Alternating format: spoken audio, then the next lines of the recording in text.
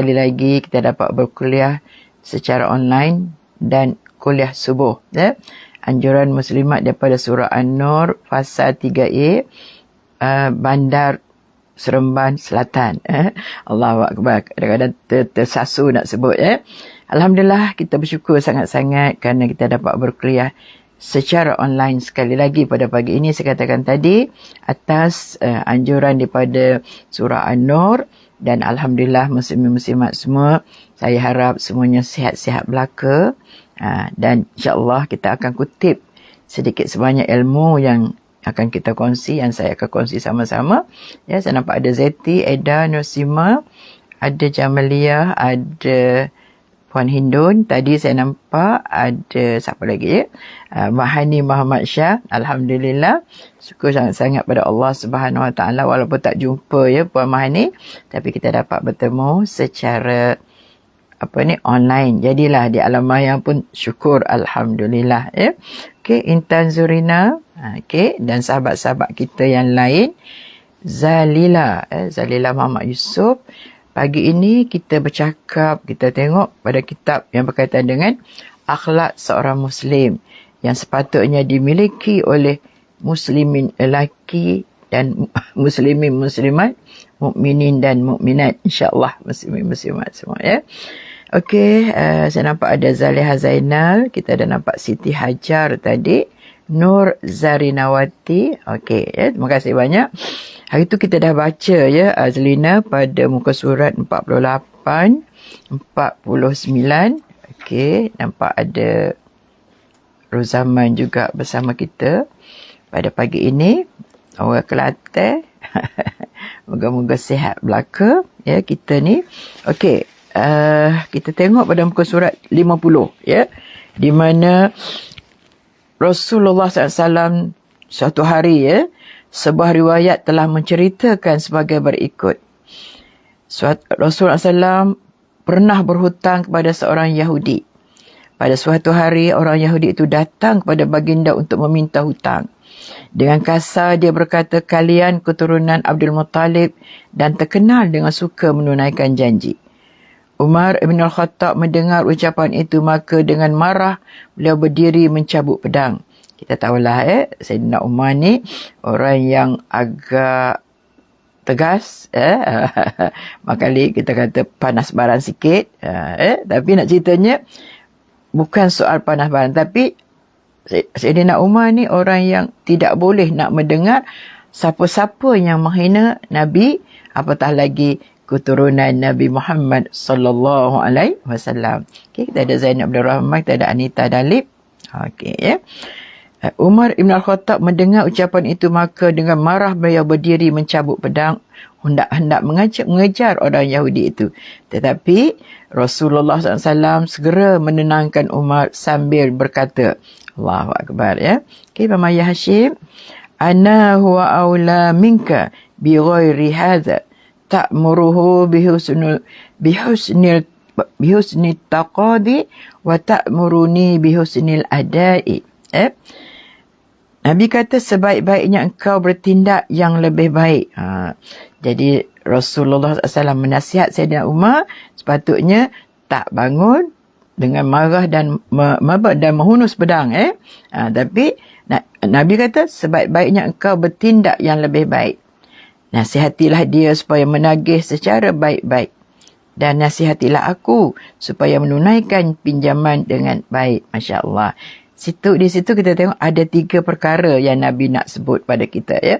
Pertama, tentang kita nak bertindak tu biarlah dalam keadaan yang lebih baik. Kalau dia datang dengan marah, maka kita lawan, nak layan dia dengan keadaan yang tenang, dengan bahasa yang baik. Cantiknya agama Islam ni. Itu tak Radiah Syarif, Mazanah Muhammad. Bayangkanlah, sepatutnya kalau kita lah yang berhutang, datang orang menagih hutang dalam keadaan kasar, barangkali sahabat saya ke saudara saya terus bangun, marah, dan saya akan jawab, bagus, terima kasih. Kan? Sebab dia boleh marah pada orang minta hutang itu sebab dia minta hutang dengan kasar. Tapi Nabi tidak macam tu. Saimarini Wani Yahya, tidak macam tu keadaannya. Tapi bahkan Nabi nasihat pada Sayyidina Umar, sepatutnya kamu bertindak dengan lebih baik. Dia mari dengan kasar, kita layan dia dengan baik. Bolehkah kita macam tu? Nurwati Mak Zaid, sepatutnya begitulah, ya. Tapi Allahu Akbar, dalam keadaan yang begitu, tentu kita masuk pada orang sebelah kita, waris marah kita dah, saudara mara kita. Begitulah keadaan. Tapi Nabi nasihat pada Sayyidina Umar, sepatutnya kamu bertindak dengan lebih baik. Dan begitu juga nasihatilah dia supaya menagih secara baik-baik. Eda, Luqman, saya nampak ada Puan Allahu Akbar, lupa dah balik. Puan Hindun, yes, terima kasih banyak. Eda, maknanya pertama, dia tegur Sayyidina Umar supaya bertindak dengan lebih baik lagi. Yang kedua, sepatutnya kita ni nasihat orang menagih hutang tu supaya cakap baik-baik dulu, duduk dulu, tenangkan, tak apa, nanti kita boleh bincang macam tu. Tapi boleh ke kita sabar macam tu? Allahu Akbar. Dan Nabi kata pula, nasihatilah aku supaya menunaikan pinjaman dengan baik. Masya Allah, ya.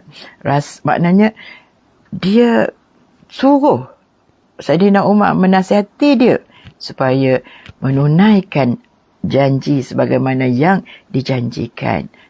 Nur Aini Abdul Manaf, nak ceritanya, akhlak Rasulullah SAW sangat terpuji. Baik itu dipuji oleh Allah di dalam Al-Quran.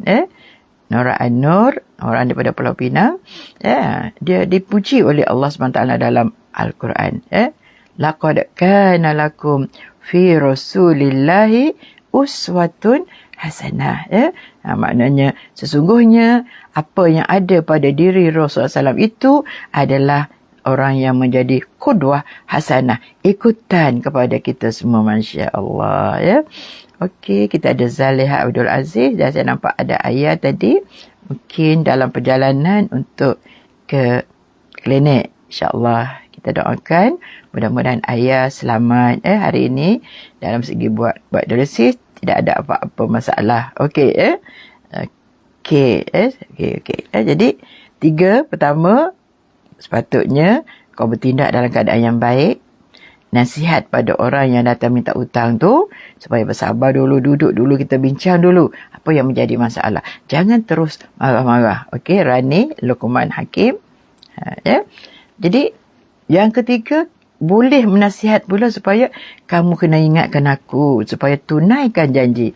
Allahu Akbar. Memanglah, ya, tidak ada seorang manusia sebagai hamba Allah di muka bumi ini yang lebih hebat daripada Nabi Muhammad sallallahu alaihi wasallam. Jamalah kata, takut nak minta hutang, Ustazah. Zaman sekarang orang yang berhutang lebih garang daripada orang yang beri hutang. Betul, saya setuju sangat tu, Jamalia. Betul. Kita yang beri hutang ni yang lari daripada dia. Lari kenapa? Takut bertembung, tak tahu nak cakap apa. Dah, Allahu Akbar. Sepatutnya orang yang berhutang tu akan rasa malu, ya. Okey. Islam memerintahkan supaya orang berlaku adil sekalipun terhadap orang yang durhaka dan kafir. Tengok apa kata Rasulullah sallallahu alaihi wasallam. Da'watul mazlumi mustajabatun wa in kana fajirun fafujuruhu ala nafsi. Rawahu Ahmad Hanbal. Doa orang mazlum terkabul jika dia orang durhaka. Dosa kedurhakaannya dipukul olehnya sendiri. Dipukul. Fafujuruhu ala nafsi, maknanya dipikul olehnya sendiri. Nak ceritanya, orang yang kena zalim sekalipun dia durhaka. Ya? Jika dia durhaka, okey, orang yang zalim, orang yang mazlum terkabul. Doa orang yang kena zalim terkabul, ya, jika dia orang durhaka, dosa kedurhakaannya dipikul olehnya sendiri. Maknanya kalau dia pun seorang yang durhaka macam mana sekalipun, orang yang tak baik sekalipun, orang yang melanggar perintah Allah sekalipun, Tapi kalau dia zalim orang dan orang tu berdoa kepada Allah atas tindakannya itu dengan apa supaya Allah buat ini, maka doa orang yang kena zalim itu terkabul. Sekalipun dia seorang yang asi, yakni yang durhaka pada Allah Subhanahu Wa Taala. Ingat ya, jangan kita rasa dia tu memang tak sembahyang, doanya tak makbul. Jangan kita kata macam tu. Betul tak? Sebab Allah benci sangat kepada orang yang zalim. Allahu Akbar ya. Wan, Masa, Siti, Cik Teh. Okey ya. Masya Allah ya. Kita baca tengok lagi dalam hadis yang lain bahawasanya Nabi ni memang tak suka kepada orang yang zalim ya. Riwayat Rasulullah SAW telah bersabda lagi, dakwatul mazlum wa inka fira ya. Laisa dunaha hijabun da ma yaribuka illa ma la yaribuka, rawahu Ahmad Ibn Hanbal. Apa kata hadis ini?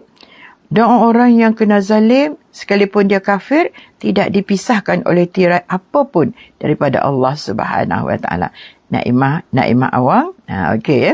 Tapi nak ceritanya orang yang durhaka, orang yang kafir pun, kalau dia zalim, kita zalim orang kafir, kalau kita zalim orang kafir, maka doanya juga tidak ada hijab.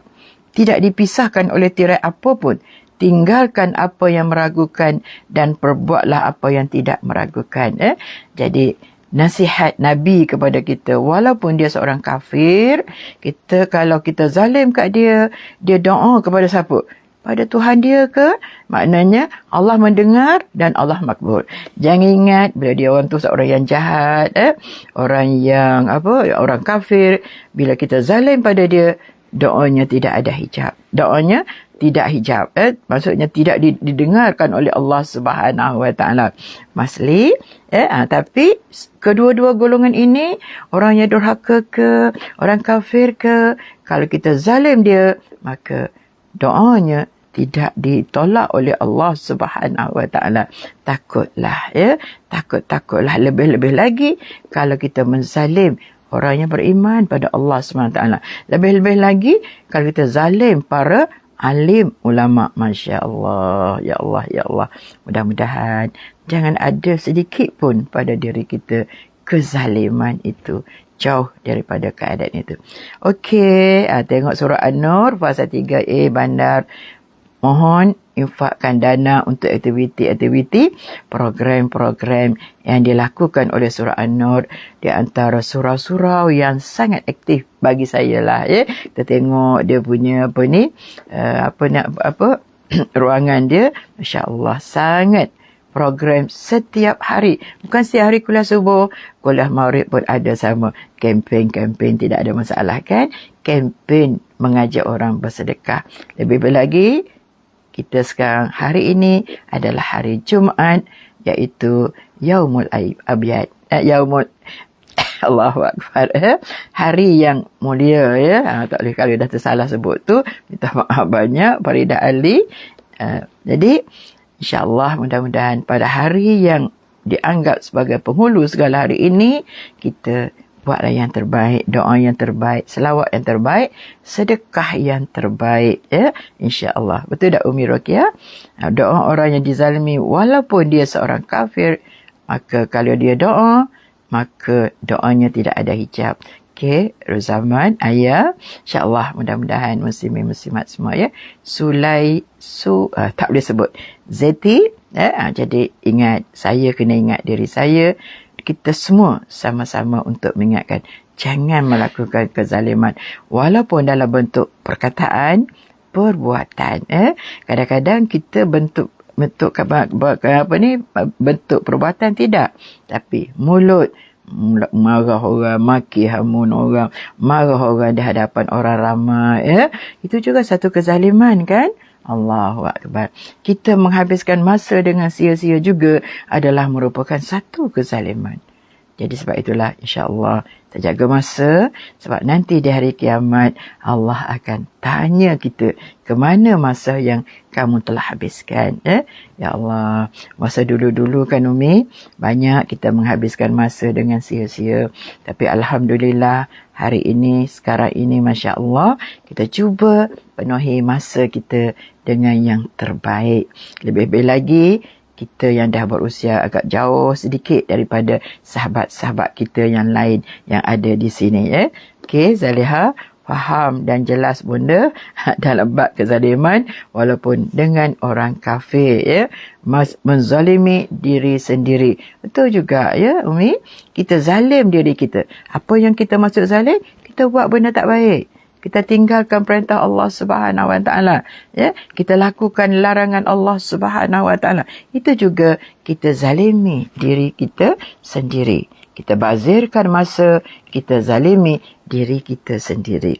Ya, jadi saya harap sangat diri saya dan semua sahabat-sahabat yang ada di dalam FB, ya, muslimin muslimat, mukminin mukminat, mudah-mudahan kita digolongkan di kalangan orang-orang yang baik-baik, ya, yang tidak menzalimi diri sendiri, apatah lagi untuk menzalimi orang lain.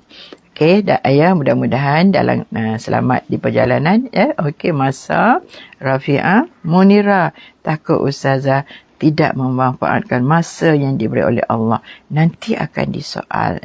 Faridah Ali rahimah Umar. Jadi takut nanti kita buang masa tanpa, ya, dipenuhi dengan perkara yang berfaedah. Okey, Zahra Kristal, paling tidak duduk diam-diam tu berzikirlah pada Allah SWT yang sangat mudah. Kalimah-kalimah zikir tak ada yang payah-payah. Betul tak? Kalau payah sikit, doa. Doa tak apa. Kita boleh baca dalam bahasa Melayu kita. Okey, Hairani, saya dah nampak tadi. Tak ingat Hairani. Terima kasih banyak-banyak. Okey, orang di Kuching masa ni dah cerah betul. Kami di sini belum lagi belum cerah lagi. Sebab jam 7 pagi masih gelap. Ya?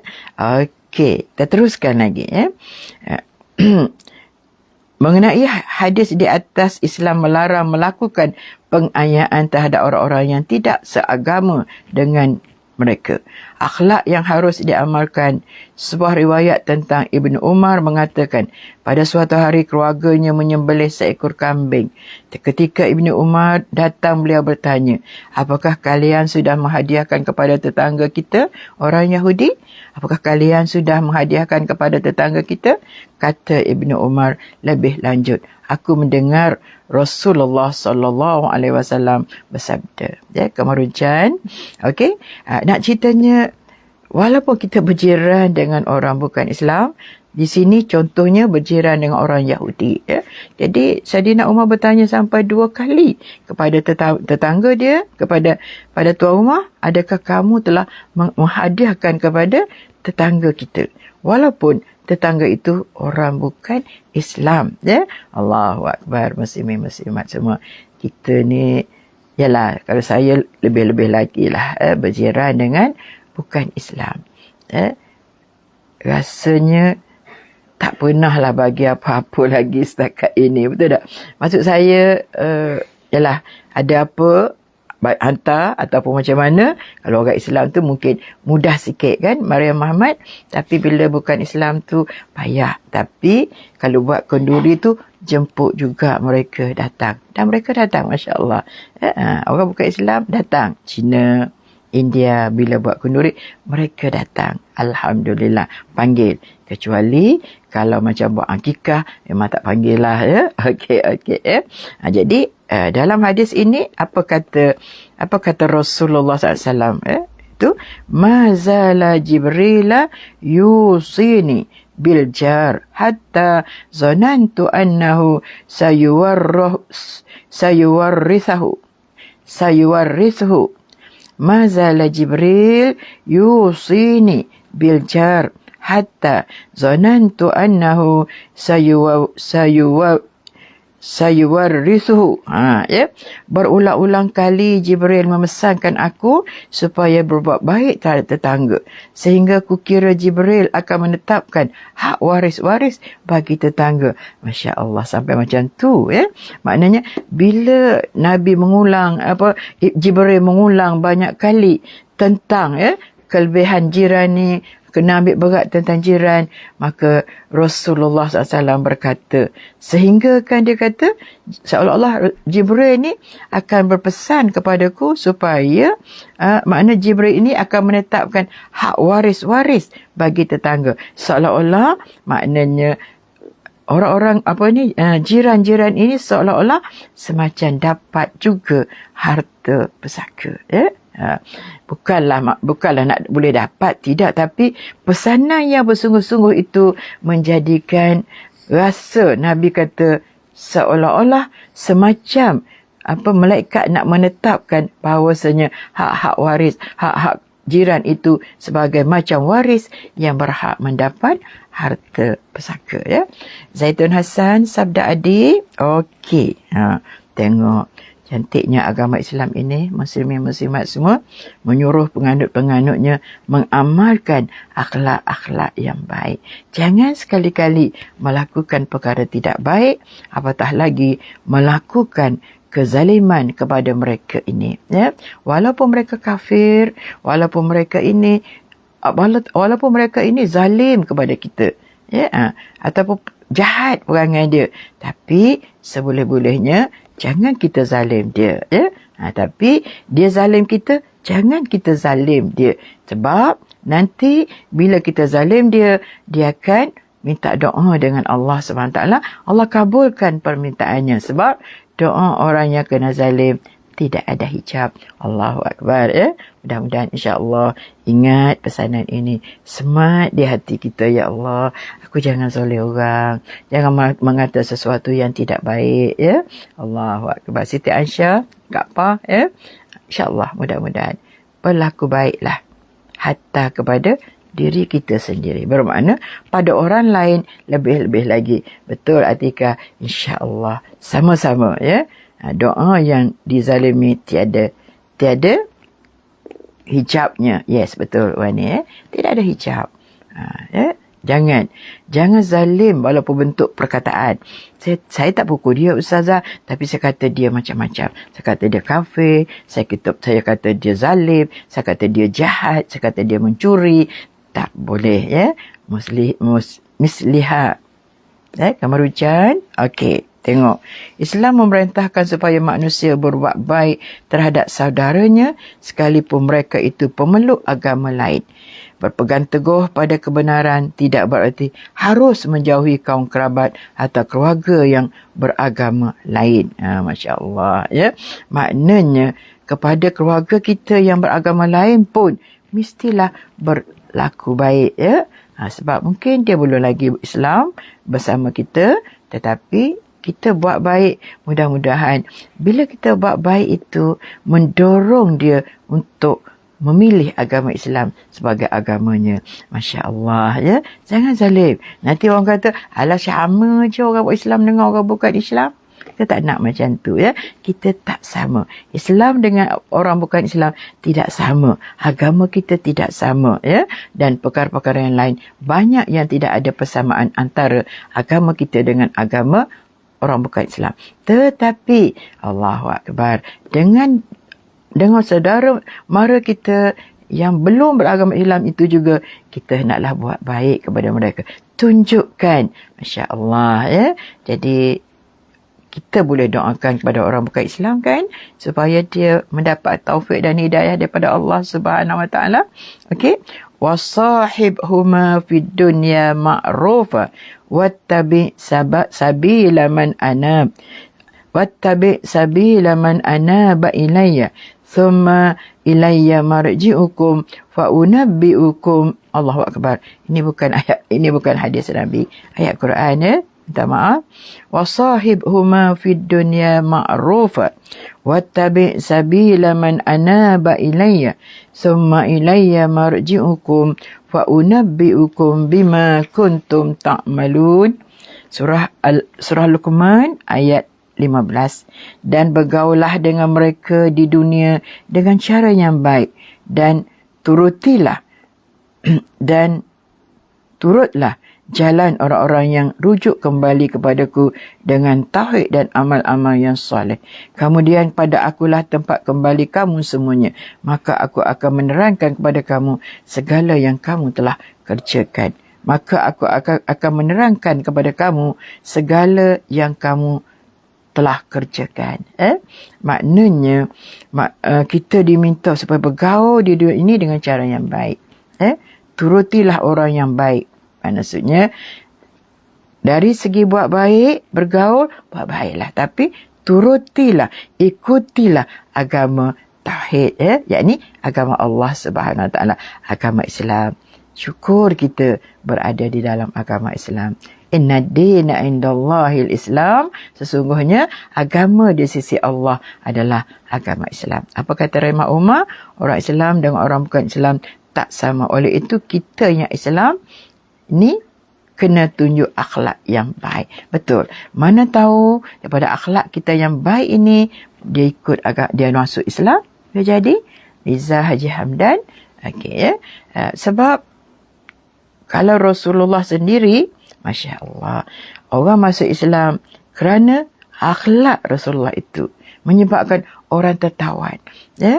Walaupun apa orang zalim, dia tidak akan balas dengan kezaliman. Jadi ini sebenarnya yang menjadi orang tu akan masuk Islam bukan kerana tapi kerana akhlak Nabi itu yang menjadi rasa tertawan, rasa suka melihat akhlak Rasulullah SAW walaupun di hadapan para musuhnya ataupun di kalangan orang kafir. Allahu Akbar. Apa kata Atikah? Salam Jumaat juga dari saya. Betul. Terima kasih sahabat-sahabat kita yang mengucapkan salam. Sama-sama kita pun, saya pun sama juga. Kadang-kadang terlupa juga. Kalut-kalut lah, tak ada kalut sangat pun. Tapi nak ceritanya terlupa. Naimah. Okey. Islam telah menggariskan bahawa berkembang mengikut peradabannya. Islam telah menggariskan bahawa umat berkembang mengikut peradabannya. Semua dapat terjamin apabila anggota masyarakat mempunyai akhlak yang baik. Jika sebuah negara tidak mempunyai akhlak, negara pasti akan merosot sebagaimana sebuah syair mengatakan, teguhnya bangsa tergantung pada akhlaknya. Betul tak? Sungguh. Maknanya, syair Arab ini mengatakan teguhnya bangsa itu bergantung kepada akhlaknya. Kalau bangsa itu berakhlak dengan akhlak yang baik, maka teguhlah. Dan begitu juga kita sebagai umat Islam, begitulah lebih lagi tunjukkan, buktikan kepada orang bukan Islam bahawa Islam itu punya akhlak yang sangat baik. Tidak menipu, amanah, tetap jujur dan menunaikan janji dan sebagainya. Jadi saya pernah sebutlah 2 hari lepas. Kadang-kadang yang tak puasa orang kita juga yang tunjuk pada orang bukan Islam bahawa puasa boleh makan sikit-sikit. Puasa pun tapi isap rokok tak apa. Kalau puasa minum air pun tak apa. Itu kadang-kadang orang bukan Islam tanya kita, you puasa ke? Ya, dia bagi air kan. Tak boleh minum, puasa. Ada orang Islam tu dia minum. Dia minum sebab dia minum. Dia kata ada orang Islam tu minum walaupun dia kata dia puasa. Jadi orang bukan Islam tak boleh beza. Betul ke? Ini Islam ke? Ini bukan Islam ke? Allahu Akbar. Sebab itu buktikan kita ni agama Islam. Buktikan agama Islam ini sangat baik. Sangat mengamalkan nilai-nilai murni di dalam kehidupannya. Nilai-nilai yang baik yang bersesuaian dengan syariat Allah Subhanahu Wa Taala. Okey, makna di sini Nabi nak jelaskan, Allah nak jelaskan kepada kita hubungan kita bergaullah dengan di dunia ini dalam keadaan yang sangat baik. InsyaAllah. Lebih-lebih lagi sesama Islam. Lebih-lebih lagi sesama jiran tetangga kita. Betul tak? Hatta Nabi kata, bagilah walaupun hanya Kalau kita masak, bagilah kepada jiran kita. Walaupun kuahnya, takkan kita nak bagi kuah. Tapi nak ceritanya, kena bagi walaupun sedikit, walaupun yang ada pada masa tu hanya kuah saja. Tak mungkin kita akan bagi kuah saja, kita akan bagi dengan isinya. Tapi galakan Islam itu begitu hebat sekali kan? Muslimin muslimat semua, mudah-mudahan.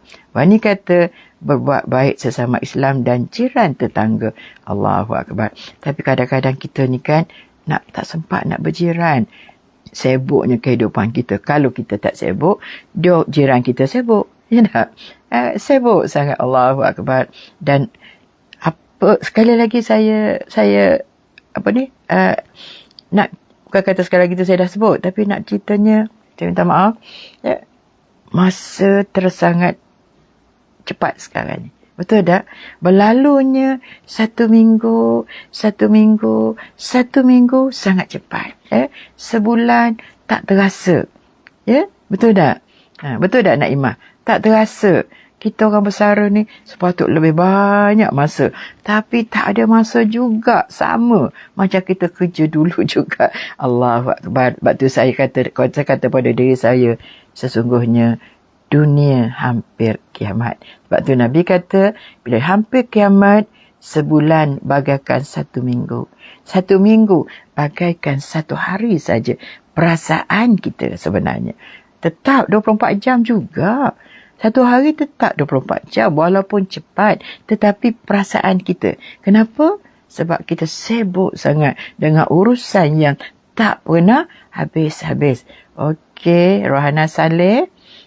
Radiah Sharif. India selalu buat. Okey, Radiah. Okey, Zainul Rahman. Betul Ustazah. Masa terlalu pantas sekarang ini. Kadang-kadang rasa, ya Allah, kita dah pertengahan bulan dah. Ni hari ni dah hari yang ke-14. Besok 15 Oktober. Oktober bermaknanya November. Lepas pada November, Disember.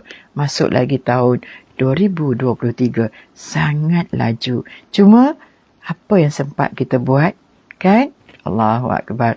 Kalau dah masuk Zuhur, nak menunggu asar cepat. Asar nak dapatkan maghrib, lagi laju. Tambah sekarang ni, kalau maghrib di sebelah kita, sebelah Kuala Lumpur, Selangor, 7:03 minit sahaja. Sherry Al-Jufri, Rahimah Muhammad Yusof, sangat laju.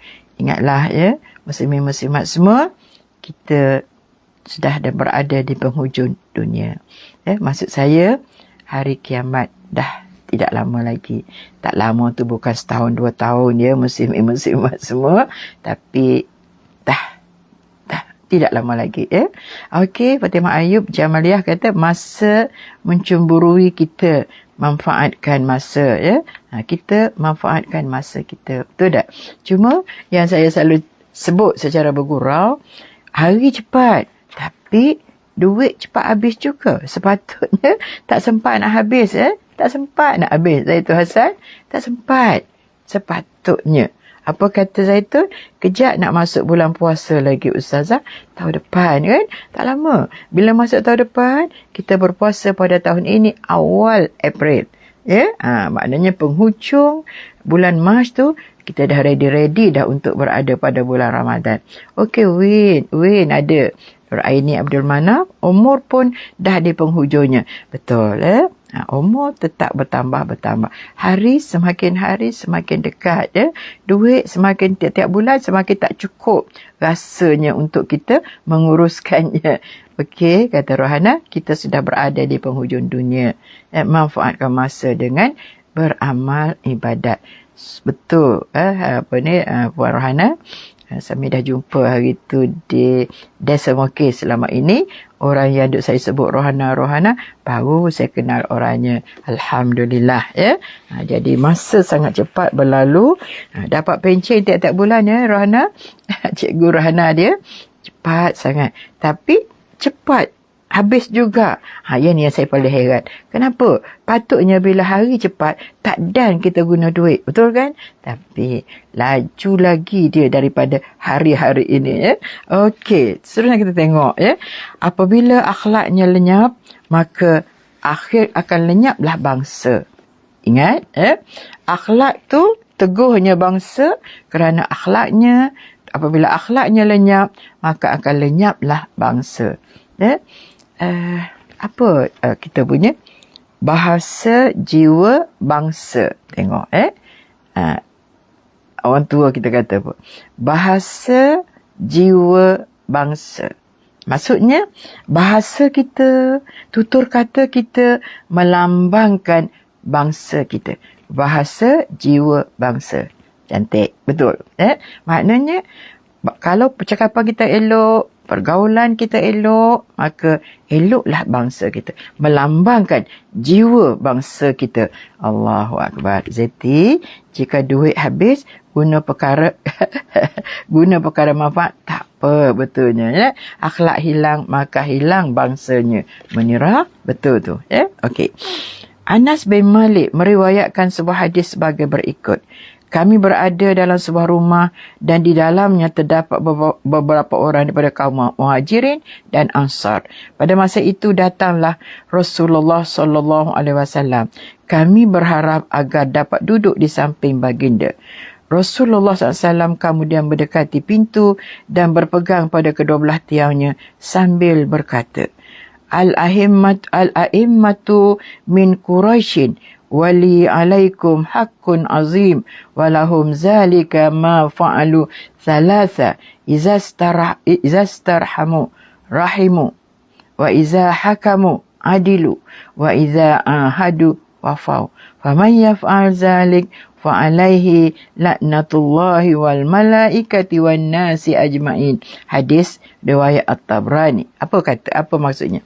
Pemimpin-pemimpin adalah dari Quraisy. Aku telah diberi hak yang amat besar untuk memimpin kalian.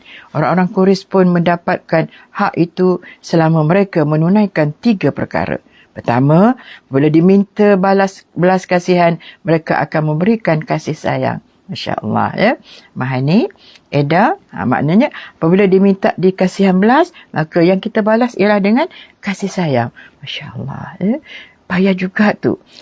Apabila kita minta dikasihan belas, mana orang kesian kat kita, tapi balaskanlah dengan penuh kasih sayang. Allahu Akbar. Balas kasihan, mereka akan memberikan kasih sayangnya. Apabila diminta belas kasihan, mereka akan memberikan kasih sayangnya. Bila memutuskan suatu perkara, mereka berlaku adil.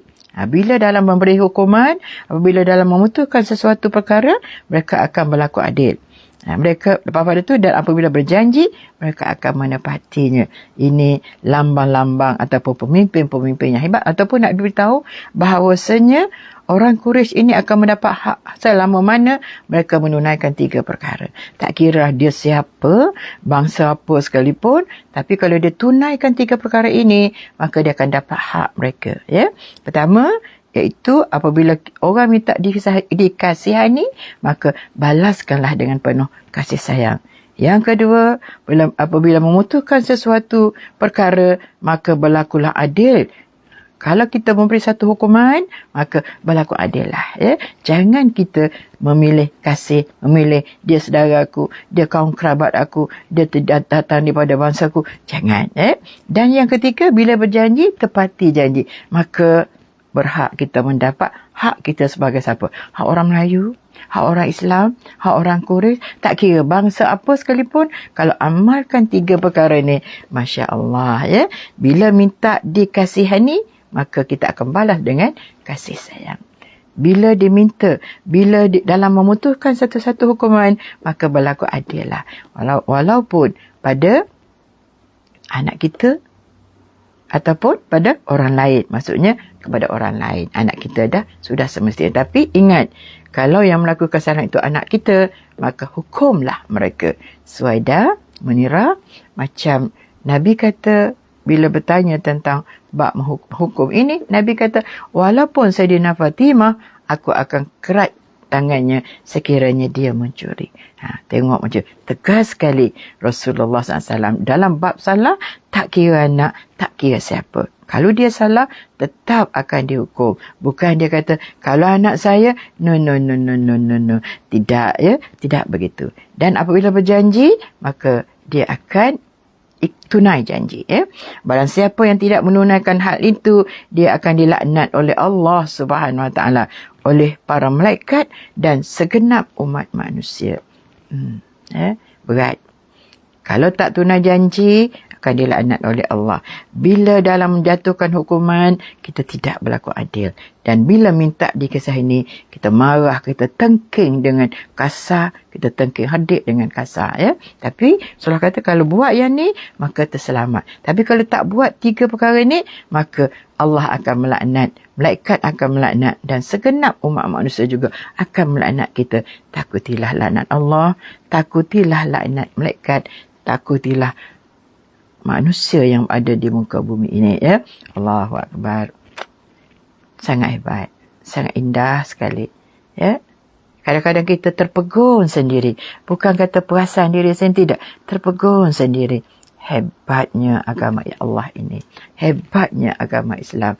Dan kita sangat beruntung kerana kita adalah orang-orang yang beragama Islam. Dan kita doakan kita juga supaya kita mati di dalam agama Islam. Allahu Akbar. Mudah-mudahan. InsyaAllah kita ada masa sikit lagi. Hadis ini di atas menjelaskan bahawa kedudukan sesuatu bangsa, negara ataupun keluarga bergantung kepada akhlak. Bergantung sangat kepada akhlak kita. Akhlak pemeluk agama Islam. Akhlak bangsa kita. Jangan sekali-kali melakukan perkara ataupun akhlak-akhlak yang tidak baik. Khususnya di kalangan orang-orang yang bukan beragama Islam. Okey, Rani, Zaliha Zainal. Okey, Hadis di atas menunjukkan bahawa kedudukan sesuatu bangsa, negara ataupun keluarga tergantung kepada akhlak. Al-Hasan meriwayatkan bahawa Rasulullah SAW telah bersabda, "Iza aradallahu biqaumin hatta khairun walla amrahumul hukama wa ja'ala al-mala indas wa ja'ala al-mala indas sumha'i wa iza aradallahu biqaumin syarra walla amrahumus sufaha wa ja'ala al-mala indal bukhala'i." Rawahu Abu Daud. Bila Allah menghendaki kebajikan bagi sesuatu kaum umat, maka urusan mereka dipercayakan kepada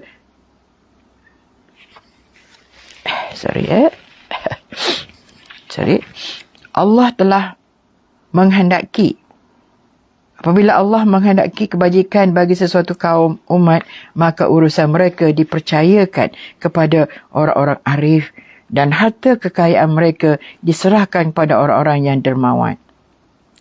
Apabila Allah menghendaki kehancuran bagi sesuatu kaum, Allah menyerahkan urusan mereka kepada orang yang buruk perangainya dan menempatkan harta kekayaan di tangan orang yang kikir. Bila Allah nak ke suatu kaum itu bagus, maka apa yang Allah akan buat? Yakni mereka akan menyerahkan, berikan kepercayaan urusan dan kepercayaan itu kepada orang yang arif. Mana orang arif? Orang yang mengetahui, orang yang pandai, orang yang bijak. Dan harta kekayaan diserahkan kepada orang yang dermawan. Kalau diserahkan pada orang yang bakhil, tak jalan duit tu. Simpan.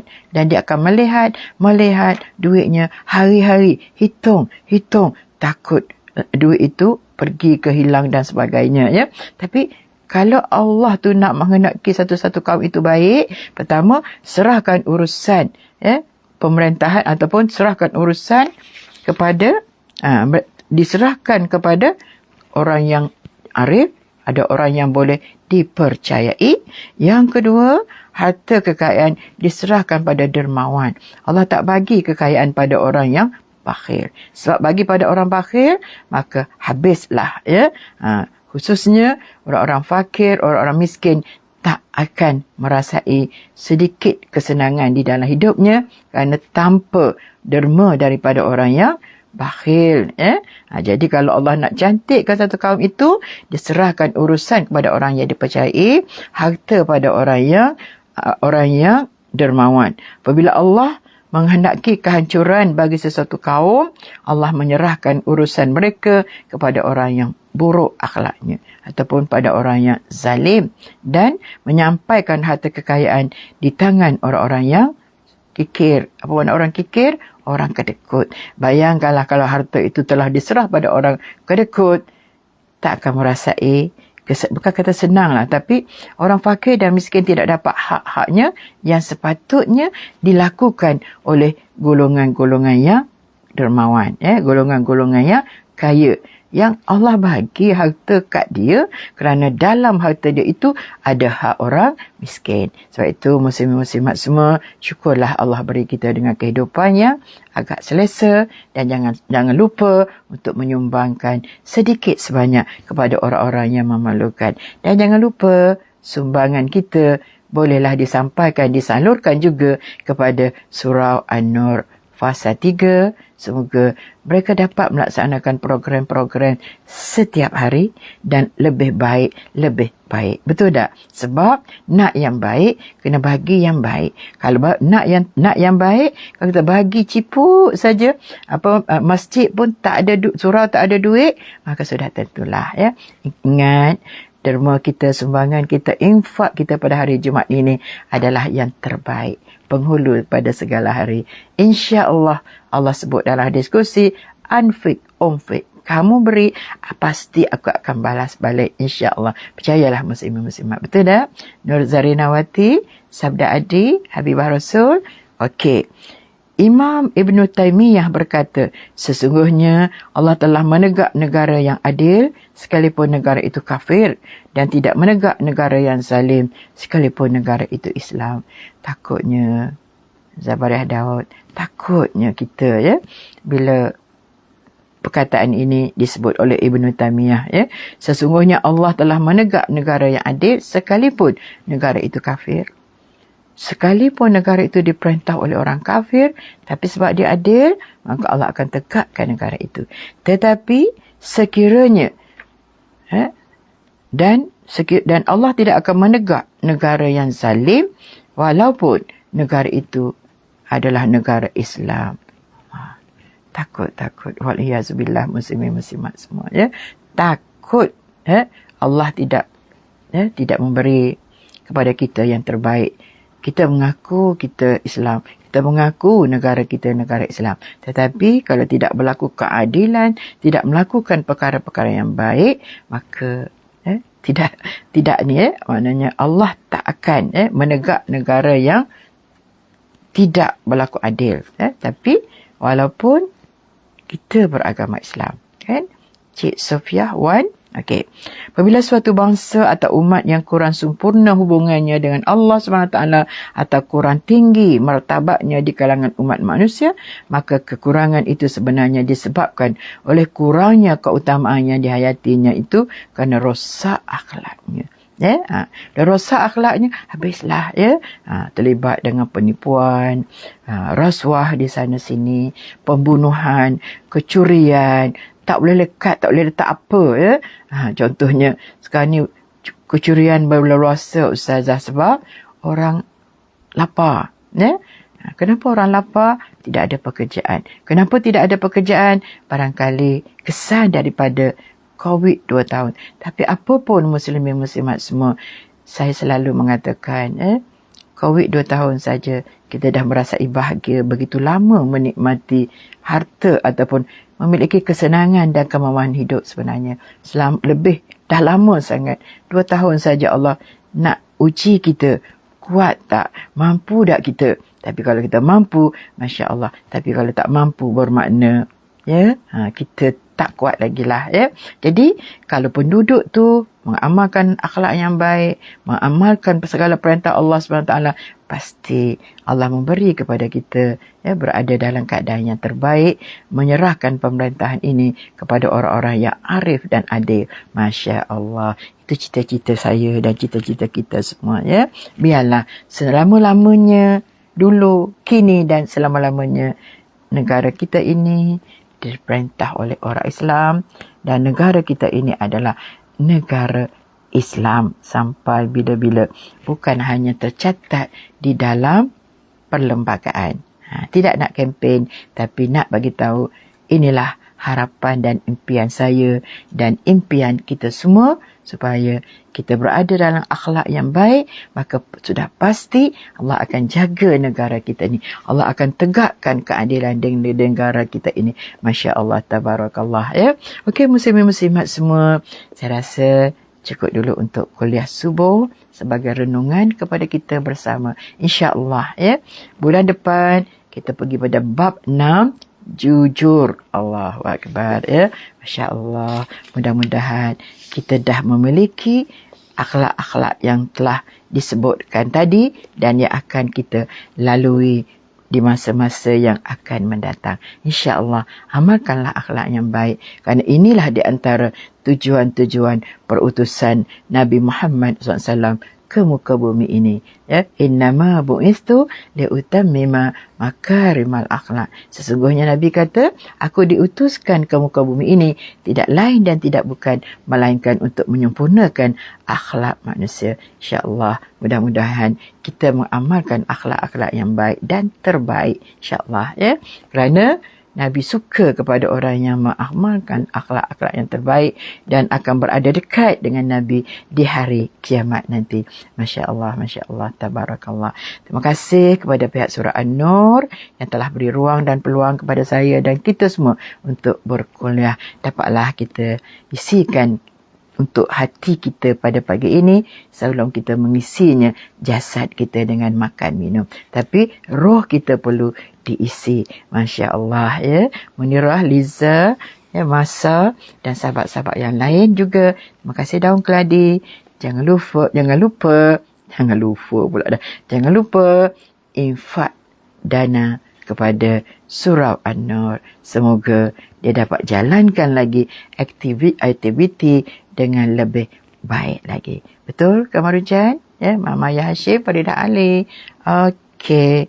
Akhir kata, wabillahi taufiq wal hidayah. Assalamualaikum warahmatullahi wabarakatuh.